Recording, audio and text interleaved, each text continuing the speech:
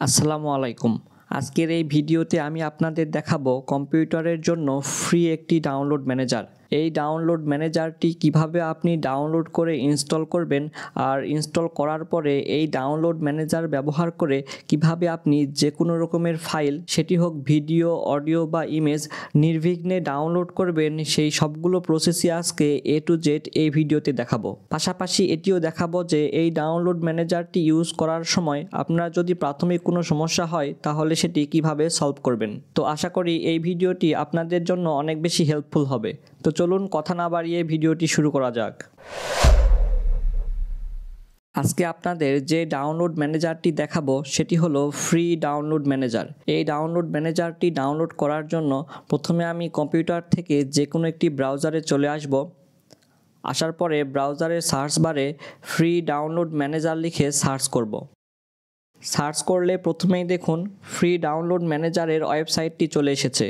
এখন আমি এই লিঙ্কে ক্লিক করে ওয়েবসাইটে প্রবেশ করব।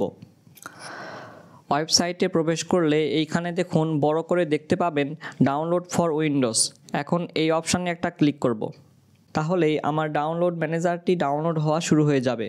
এখন এই ডাউনলোড ম্যানেজারটি ডাউনলোড হওয়া পর্যন্ত অপেক্ষা করব। ওকে, আমার এই ডাউনলোড ম্যানেজারটি ডাউনলোড হওয়া শেষ। এখন আমি এই ডাউনলোড ম্যানেজারটি যেই ফোল্ডারে ডাউনলোড হলো সেই ফোল্ডারে চলে আসব। এখন এই ডাউনলোড ম্যানেজারটি আমাকে ইনস্টল করতে হবে। এর জন্য ডাউনলোড ম্যানেজারটি সিলেক্ট করে একটি রাইট ক্লিক করব। করার পরে রান অ্যাজ অ্যাডমিনিস্ট্রেটর এই অপশানে ক্লিক করব। এরপরে এখানে যদি কোনো অ্যাডমিনিস্ট্রেটরের পারমিশন চাই তাহলে এখান থেকে পারমিশন দিয়ে দিব। এখন এটি অন্যান্য সফটওয়্যারগুলোর মতো করে ইনস্টল করব। এখানে দুটি অপশান এসেছে, আমি এখান থেকে install for all users recommended সেটাতে ক্লিক করব।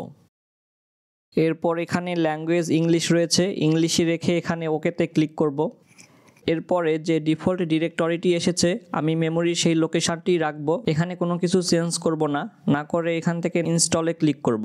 তাহলেই ইনস্টল প্রক্রিয়াটি শুরু হয়ে যাবে।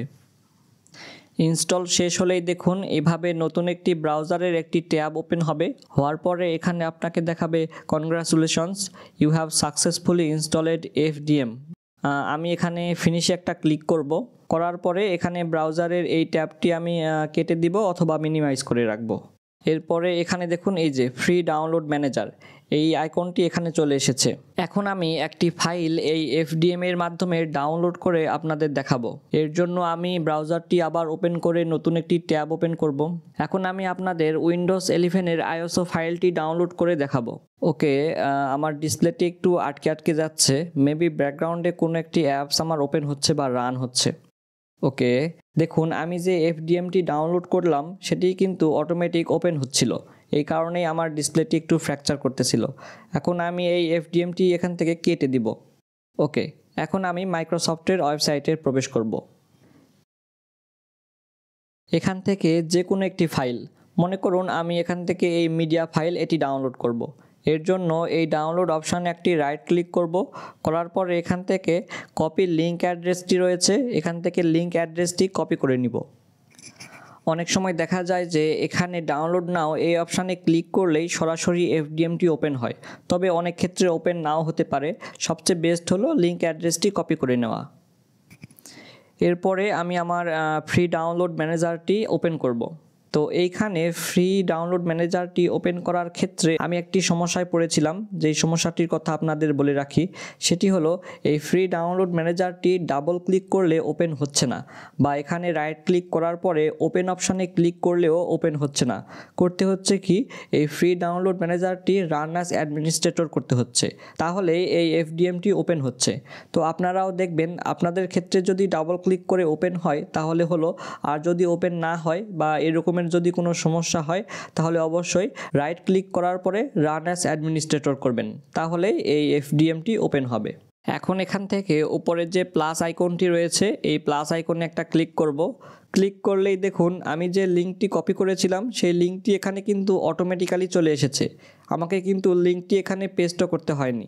এরপরে আমি এখান থেকে ওকে অপশানে ক্লিক করব। দেখুন এখন এখান থেকে আমি কোন ফোল্ডারে ফাইলটি ডাউনলোড করতে চাচ্ছি সেটা দেখাচ্ছে, এবং আমি যে ফাইলটি ডাউনলোড করতে চাচ্ছি তার নাম এখানে দেখাচ্ছে। এখন এখান থেকে আমি ডাউনলোডে ক্লিক করব। তাহলেই আমার এই ফাইলটি ডাউনলোড হওয়া শুরু হয়ে যাবে। এই ডাউনলোডারের ক্ষেত্রে আমি মোটামুটি ভালো স্পিড পেয়েছি। এই ডাউনলোড ম্যানেজারটি বিশেষ বৈশিষ্ট্য হলো এটা একদমই ফ্রি এবং এই ডাউনলোড ম্যানেজারটি ব্যবহার করে ডাউনলোডের অনেক বেশি স্পিডও পাওয়া যায়। তো আপনারা চাইলে নিঃসন্দেহে এই ফ্রি ডাউনলোড ম্যানেজারটি ব্যবহার করতে পারেন। আজকের ভিডিওটি এই পর্যন্তই। ভিডিওটি ভালো লাগলে ভিডিওতে একটি লাইক করবেন এবং আমাদের এই ইউটিউব চ্যানেলটি সাবস্ক্রাইব অথবা ফেসবুক পেজটি ফলো করে সাথেই থাকবেন। এতক্ষণ সাথে থাকার জন্য সবাইকে ধন্যবাদ।